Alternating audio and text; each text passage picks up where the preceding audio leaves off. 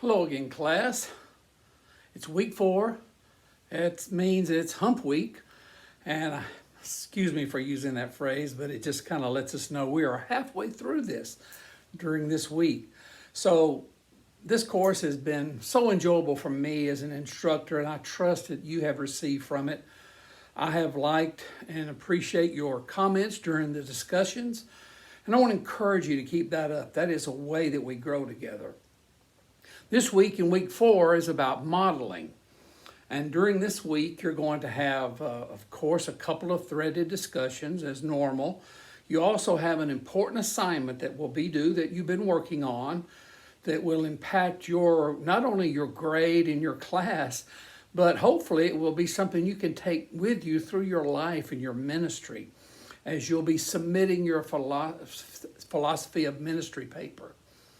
And I look forward to reading your personal times of inspiration and direction and insights into your own personal ministry. You have to, as a parachutist say, you have to pack your own chute. And so you are doing your own philosophy of ministry. Your threaded discussions this week are about the Apostle Paul. And this is truly a tremendous discussion as we learn about Paul and also how he has impacted your life, how his writings have influenced you. This is a great time of discussion. Also, you'll be discussing in the other threaded discussion your readings, your text, and other material, and you'll want to share those things. And remember in this, it must be different than the previous information that you've shared. Also, during this week, you will want to continue in your mentorship program. I trust you are enjoying this and gleaning much from your mentors that you have chosen. I want to encourage you to contact me if you have any questions or any problems. Please let me know. I'm here to help you and I'm here for you. Lastly, I want to share with you just a few thoughts. This week we're talking about modeling as we model to others. And we also have been studying about mentoring. We need an example to follow. We need a mentor. And then we also need to be able to mentor someone to, as they say, pass the baton as you would in a relay race. That's what Paul did with Timothy. And I want to tell you this. Everybody needs a Paul in their life, and everybody needs a Timothy in their life. We need someone that we can follow and that pours into us. And then in turn, we must pour into and invest in someone else. Everyone needs this in their lives. These two things. It's like Paul told in his writings, he said, what you have seen and heard and received and hear in me, do. We are to do the things. We're to take those things that we have learned from our mentors and then do them and then pass them on to others. I want to give you a personal example of a mentor in our day, and it's in my life. My father-in-law, he is in the ministry. He's retired now. He is in his mid-80s. He's retired, but he served in ministry probably around 60 years in ministry. He had a mentor. He started out as a teenager, and he went and traveled with someone, left home, left everything as a teenager, and traveled with a renowned evangelist. And he learned so much as he was mentored by this great evangelist.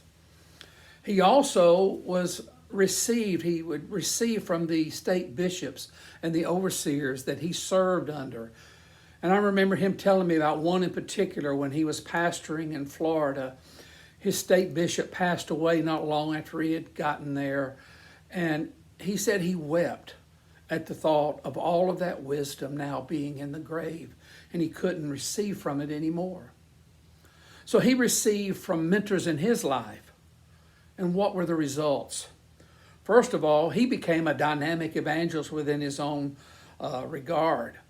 And when our organization kept track of these things in this manner and gave honors at the assemblies, he was rewarded as being the outstanding evangelist for the entire year with the most souls saved in all of our organization. He was a powerful evangelist. He also successfully pastored several churches, and on top of that, he wound up serving for decades as a state bishop, a state overseer in an organization. When he retired from that, went back into evangelism, and he continued to go around the world ministering for the Lord. The results was not only in his ministry, but in turn he invested in others. Several people under his leadership became pastors, bishops, state overseers, and have affected the lives of thousands. And also, he equipped many people in all kinds of ministries in our organization. And one person he affected was me. He enhanced my ministry, and I've learned from him. So he passed on his knowledge and his expertise to many others, including me. And I hope in some small way I can pass some of this on to you. Remember, everyone needs a Paul in their life, and everyone needs a Timothy in their life. And I pray you receive during this class and receive the inspiration you need. So may the Lord bless you and keep you, make his face shine upon you, be gracious unto you, and give you peace. God bless you.